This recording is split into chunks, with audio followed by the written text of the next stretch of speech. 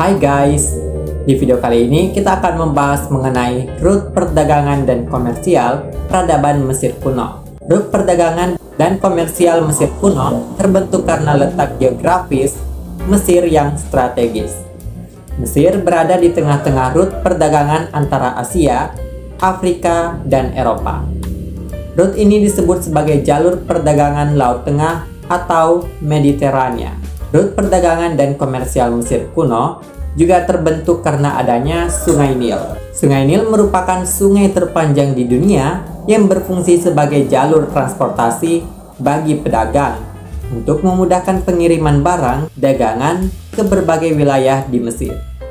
Selain itu, Sungai Nil juga menjadi sumber kehidupan bagi masyarakat Mesir kuno karena bisa digunakan untuk irigasi dan memenuhi kebutuhan air. Perdagangan dan komersial Mesir kuno tidak hanya melibatkan barang dagangan lokal, tapi juga barang dagangan dari luar negeri. Mesir kuno melakukan perdagangan dengan beberapa negara seperti Persia, India, Arab, Yunani, dan Romawi. Barang dagangan yang dijual oleh Mesir kuno meliputi rempah-rempah, kain, mutiara, gading, kayu, minyak wangi, dan lain-lain. Namun untuk bisa melakukan perdagangan dengan negara-negara tersebut, Mesir kuno harus membangun armada kapal dagang yang cukup besar.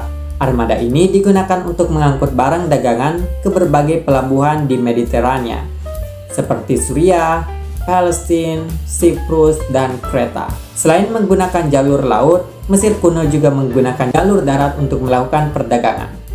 Rute perdagangan darat yang digunakan oleh Mesir kuno meliputi jalur sutra dan jalur darat ke bawah.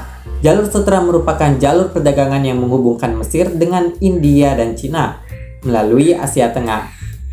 Sedangkan jalur darat ke bawah merupakan jalur perdagangan yang menghubungkan Mesir dengan Timur Tengah dan kawasan Mediterania. Dalam melakukan perdagangan, Mesir kuno juga menggunakan mata uang yang terbuat dari logam mulia seperti emas dan perak. Selain itu, Mesir kuno juga menggunakan sistem barter dalam melakukan perdagangan dengan negara-negara lain.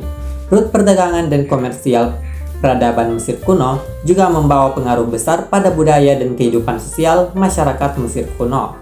Banyak barang dagangan dan budaya yang diperoleh dari negara-negara lain, seperti budaya Yunani dan Romawi yang mempengaruhi seni arsitektur dan seni lukis Mesir kuno. Tentunya, rute perdagangan dan komersial peradaban Mesir kuno juga mengalami berbagai tantangan dan perubahan selama berabad-abad. Perubahan ini terjadi akibat perubahan politik dan ekonomi di berbagai negara yang terlibat dalam perdagangan dengan Mesir kuno.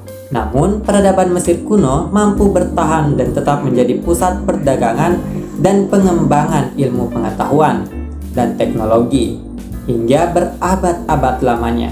Sebagai tambahan, aku akan memberikan beberapa informasi menarik yang dapat ditambahkan mengenai rute perdagangan dan komersial peradaban Mesir kuno. Yang pertama, rute perdagangan dan komersial peradaban Mesir kuno meliputi jalur-jalur air seperti Sungai Nil dan Laut Merah, serta jalur-jalur darat melalui Gurun Sahara dan sepanjang tepian Mediterania. Yang kedua, perdagangan internasional Mesir kuno. Internasional Mesir kuno melibatkan beberapa negara dan wilayah seperti Nubia, Libya, Timur Tengah, Yunani, Romawi, dan India. Barang dagangan yang diperdagangkan antara lain biji tembaga, emas, perak, batu mulia, kayu, rempah-rempah, kain, dan porselen. Yang ketiga, selain menjadi pusat perdagangan, Mesir kuno juga dikenal sebagai penghasil gandum dan barang-barang pertanian lainnya. Meskipun demikian, Mesir kuno juga mengimpor beberapa barang seperti kayu dan besi. Yang keempat, selama dinasti Ptolemaic 323 sampai dengan 30 sebelum Masehi, Alexandria menjadi pusat perdagangan penting yang menghubungkan Mesir kuno dengan Yunani dan dunia Mediterania. Alexandria juga menjadi pusat kegiatan intelektual dan ilmiah pada saat itu, dengan perpustakaan terkenalnya yang mengumpulkan ribuan karya tulis. Yang kelima, rute perdagangan juga mengalami pengaruh agama, terutama agama Mesir kuno. Para pedagang seringkali menawarkan persembahan kepada dewa dan dewi, serta memohon kesuksesan dalam bisnis mereka, Selain itu, upacara-upacara keagamaan diadakan secara rutin untuk memastikan kesuksesan perdagangan dan kesejahteraan umum. Dalam agama Mesir kuno, ada beberapa dewa dan dewi yang terkait dengan perdagangan dan komersial. Dewi Hathor misalnya, merupakan dewi kecantikan, kesenangan, dan cinta yang dianggap sebagai pelindung pedagang. Dewa Anubis yang dikenal sebagai pelindung mumifikasi dan pemakaman, juga dianggap sebagai pelindung perdagangan karena kaitannya dengan timbangan dan pengukuran. Selain itu, beberapa kota di Mesir kuno memiliki dewa pelindung perdagangan mereka sendiri, seperti Khnum di Elephantine dan Sobek di Kom Ombo. Para pedagang seringkali melakukan perjalanan ke kuil-kuil ini untuk menawarkan persembahan kepada dewa pelindung mereka sebelum memulai perjalanan perdagangan. Nah, gimana nih menurut kamu? Semoga video ini dapat membantu memperluas wawasan kalian. Jika kamu suka dengan video ini, jangan lupa share ke teman-teman kalian dan tonton video-video lainnya.